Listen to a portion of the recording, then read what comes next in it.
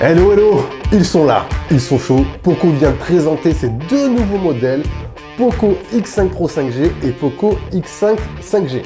Alors, deux nouveaux modèles qui débarquent avec des arguments assez forts. Écran AMOLED 100 Hz dynamique, de la performance avec des processeurs de chez Qualcomm, un design assez bien maîtrisé, le tout à des prix assez agressifs autour de 300 €. Du coup, sont-ils les meilleurs rapports qualité-prix du moment? Eh bien, on va voir tout ça dans cette vidéo. Bon, petit préambule avant de commencer les amis.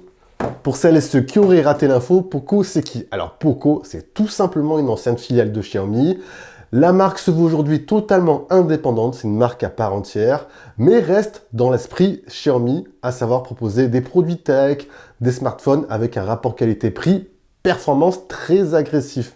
Et ça, je trouve que c'est plutôt sympa pour le consommateur, voilà, pour les consommateurs qui ne veulent pas forcément investir un énorme budget pour l'achat d'un nouveau smartphone sans trop faire de compromis. Avant de se faire un petit déballage express, on va rentrer dans le contexte. Alors, ce Poco X5 Pro 5G débarque en config de base 6 Go de RAM, 128 Go de stockage à 349 € et vous avez son petit frère, le X5 5G, lui qui arrive avec la même config 6 Go de RAM, 128 Go de stockage à 299 €. Et pendant la période de lancement, vous avez une offre spéciale sur les configs supérieurs, 8 Go de RAM, 256 Go de stockage. Vous avez une Poco Watch offert et un bracelet offert de la part de Poco. Et ça, c'est plutôt sympa. Je vous ai mis comme d'habitude tous les liens en bas dans la description. Allez, comme d'habitude, les smartphones débarquent dans un packaging propre à Poco, tout noir avec le petit branding en version jaune peps. Assez sympa. Allez, on va se déballer dans un premier temps la version Pro. Tac. On a dans un premier temps, bien évidemment, le compartiment avec l'inscription Poco, version tout jaune. À l'intérieur, on va retrouver tout ce qui est notice, certificat de garantie. Et vous avez également la petite coque de protection, une coque qui est quand même la bienvenue. Et ça, c'est pas tous les constructeurs qui la fournissent. Et on aura ensuite le smartphone que j'ai bien sûr récupéré en amont du test. Alors franchement, je vous laisse le regarder un petit moment. Mais à titre perso, franchement, c'est un format que j'apprécie énormément. On est dans la continuité de la version précédente, à savoir qu'on a un format avec un écran totalement plat, des bordures totalement plates aussi. On est sur un design qui s'est développé pas mal sur l'année 2022. On a des bordures sur l'écran avant bien maîtrisées, un menton peu prononcé. Franchement, le smartphone globalement est assez quali, on a de très belles finitions. Voilà, on va retrouver à l'arrière ce fameux bandeau propre à Poco qui intègre le capteur photo. Côté connectivité, qu'est-ce qu'on retrouve? Port USB-C. Vous avez l'emplacement double nano SIM avec extension micro SD pour le stockage. Vous avez deux haut-parleurs de chaque côté pour une bonne immersion stéréo. On retrouve un port infrarouge, port jack, toujours sympa si vous avez un casque filaire à l'ancienne. Et pour déverrouiller le smartphone, ça se passe sur le côté via le bouton d'allumage. Hop, avec un lecteur qui est plutôt réactif. Et dernier point que je voulais vous partager, niveau sensation, on a franchement une très bonne prise en main pour ce modèle.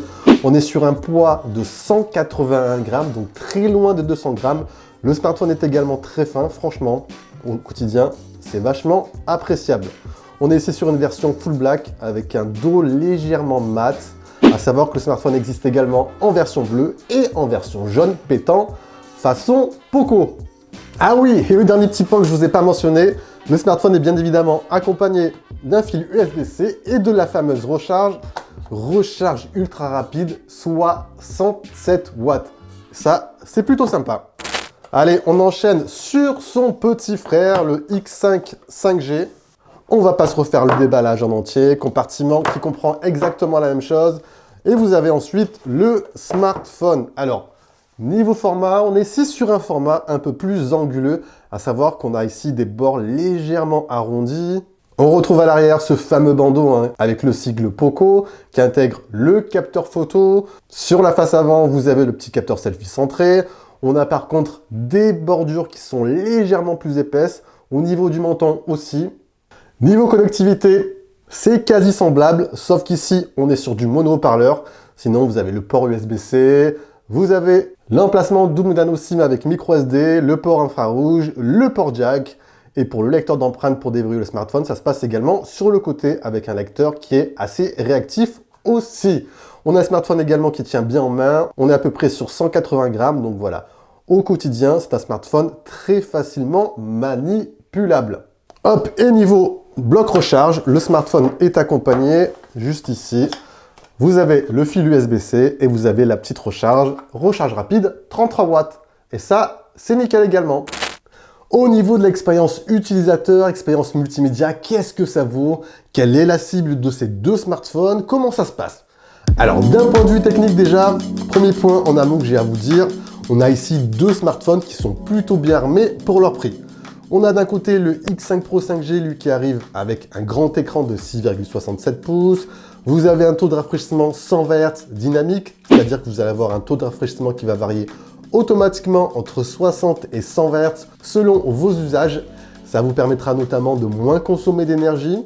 Vous avez une bonne calibration des couleurs. Bref, on a ici un très bel écran, que ce soit pour consommer du contenu, visionner vos vidéos, voire jouer aux jeux vidéo. Le seul petit défaut que j'ai à émettre, il manque un tout petit peu de luminosité en plein soleil. Voilà, ça manquera un peu de lisibilité lorsque vous avez un maximum d'ensoleillement.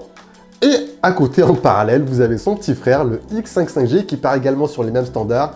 Écran AMOLED, taux de rafraîchissement 120 Hz. La seule différence avec la version Pro, c'est qu'ici, on n'a pas de taux de rafraîchissement dynamique. Soit vous opterez pour du 60 Hz basique, ou soit du 120 Hz.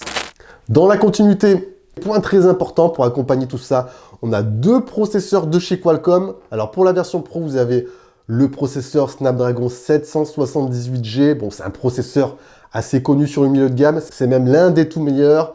C'est un bon mix entre puissance et efficience énergétique. Franchement, c'est un bon smartphone qui sera très agréable à utiliser au quotidien, que ce soit pour les tâches basiques, voire même pour des usages un peu plus poussés et qui demandent pas mal de ressources comme du jeu vidéo. Ici, que vous optiez pour la version 6 ou 8 Go de RAM, franchement, no souci. Et petit plus, si vous faites pas mal de multitâches, vous pourrez augmenter la mémoire vive sur les deux smartphones en utilisant votre stockage qui sera transformé en RAM virtuelle. Vous pourrez ici ajouter 2, 3, voire 5 Go de RAM en plus. Et ça, c'est assez pertinent. Et pour le petit frère X5 5G, ici Poco a opté pour un processeur de chez Qualcomm aussi, c'est le Snap 695. C'est un processeur qu'on avait déjà vu sur la version Pro, le X4 Pro 5G de l'an dernier. C'est une configuration qui se situe à mi-chemin entre l'entrée, le milieu de gamme. Si vos usages se contentent d'usages basiques, navigation, réseaux sociaux, mail, etc. Franchement, le smartphone est fluide en toutes circonstances. Après, dès lors qu'on le sollicite un tout petit peu, comme de jeux vidéo par exemple, il faudra faire quelques sacrifices au niveau des graphismes, voire on aura un petit peu des temps de chargement un peu plus longs. Sinon, hormis cela, c'est un bon socle pour ce segment de prix. Alors, concernant l'interface logicielle, point très important à noter, qui est plutôt sympa, vous avez la version Pro qui débarque avec l'interface, avec la dernière mise à jour MIUI version 14. Donc ça, c'est nickel. Pour la version, pour le smartphone X5 5G, lui débarque avec la version MIUI 13. La mise à jour devrait bientôt arriver. Alors ici, globalement, bon, MIUI, je pense que vous connaissez. Pour la dernière mise à jour, il n'y a pas eu de réel grand changement. Au passage, je vous ferai une vidéo vraiment détaillée sur l'interface, sur la dernière mise à jour. On retrouve bien évidemment le centre de contrôle propre à MIUI. Vous avez pas mal de personnalisation dans les paramètres pour configurer votre smartphone. Une petite fonctionnalité qui est vraiment sympa et qui est pop à MIUI, c'est la fonction, c'est la boîte vidéo qui vous permettra notamment d'écouter du son d'une vidéo écran éteint. Par exemple, si vous voulez écouter une vidéo YouTube tout en éteignant l'écran de votre smartphone, c'est tout à fait possible. Ça vous permettra d'économiser de la batterie. Vous avez une fonctionnalité juste ici, donc ça c'est plutôt sympa. Après, le seul petit point comme d'habitude avec MIUI, c'est que le smartphone débarque avec pas mal d'applications inutiles que vous devrez désinstaller. Je vous conseille au passage d'aller voir ma vidéo où je vous montre toutes les astuces pour bien optimiser votre interface. Un bon argument qui me paraît également très bon à prendre en compte, c'est qu'ici on a deux smartphones qui sont dotés d'une bonne autonomie. Vous tiendrez à peu près une journée et demie, voire deux selon votre usage. Et petit plus, petite cerise sur le gâteau, les deux smartphones sont accompagnés de la recharge rapide. Vous avez un bloc chargeur de 67 watts sur la version Pro, ce qui vous permettra de recharger le smartphone complètement de 0 à 100 en à peu près 40-45 minutes. Et pour la version X5 5G, vous avez de la recharge rapide 33 watts. Bref, bonne autonomie et c'est toujours un gros plus de l'avoir de la recharge rapide en parallèle. Donc bon point ici. Dernier point qu'on abordera, c'est ça, bien évidemment, la partie photo. Alors ici, Poco intègre deux configurations assez similaires. Vous avez une configuration avec capteur principal, capteur ultra grand angle, capteur macro et capteur selfie à l'avant. La seule différence majeure qu'il y a à voir, c'est au niveau du capteur principal. Vous avez un capteur 108 mégapixels pour la version Pro et pour la version standard, version X5 5G, vous avez un capteur 48 mégapixels. Et deuxième différence, au niveau du capteur selfie, vous avez un capteur selfie mieux défini pour la version Pro. Alors, sur le terrain, ça donne quoi? Alors, pour les photos de jour, honnêtement, les deux smartphones s'en sortent honorablement bien. Pour la version Pro, vous avez des clichés un peu plus détaillés, avec un peu plus de piqué. Les photos prises sont très réactives. Vous avez à peu près une bonne gestion dynamique. Au niveau de la colorimétrie, on sent que les couleurs sont légèrement saturées. Bref, dans l'ensemble, c'est correct. Pour la version Pro, le mode 108 mégapixels, à titre personnel, ne nous apportera pas un réel plus, un réel gain en termes de détails. Voilà, ça vous sera utile uniquement si vous faites des tirages photos grand format. Ensuite, pour les photos en basse luminosité, dès lors qu'il y a pas mal d'obscurité, on sent un petit peu les limites au niveau des deux smartphones, avec pas mal de lissage. On voit qu'il y a du bruit numérique qui vient s'installer sur les photos selon le contexte. Bref, le traitement n'est pas des meilleurs. Pour la version Pro, il s'en sort à peu près justement. Après, pour la version X5 5G, ça commence légèrement à devenir brouillon selon la lumière qui vous entoure. Et pour les amateurs de vidéo, vous pourrez filmer en 4K 30 images par seconde avec une bonne stabilisation pour la version Pro, mais stabilisation qui sera limitée à du 1080p. Et pour la version X5 5G, on sera limité en 1080p pour filmer. Au final, alors Poco ici débarque avec deux modèles plutôt bien armés pour leur prix. Vous avez d'un côté la version Pro qui offre à mes yeux un bon compromis entre performance, expérience multimédia, le tout accompagné d'un très joli design, bien fini, très smart. À titre perso, je suis plutôt fan. Et vous avez en plus en parallèle de la recharge rapide 67 watts et ça c'est toujours sympa. Et à côté, vous avez son petit frère, le X5 5G, qui lui, sous la barre des 300 €, offre un très bon rapport qualité-prix. Comme d'habitude, je vous conseille d'aller voir mes vidéos astuces pour optimiser au mieux votre interface MIUI pour votre quotidien. Et si vous êtes intéressé par les deux smartphones, je vous ai mis tous les liens en bas dans la description. Et voilà les amis, on a fait un petit tour de ces deux modèles, Poco X5 Pro 5G et X5 5G. Si vous avez des questions, n'hésitez pas à vous envoyer tout ça en bas dans l'espace commentaire. Sur ce, c'était Jojo, prenez soin de vous, c'est le plus important. Allez, ciao ciao!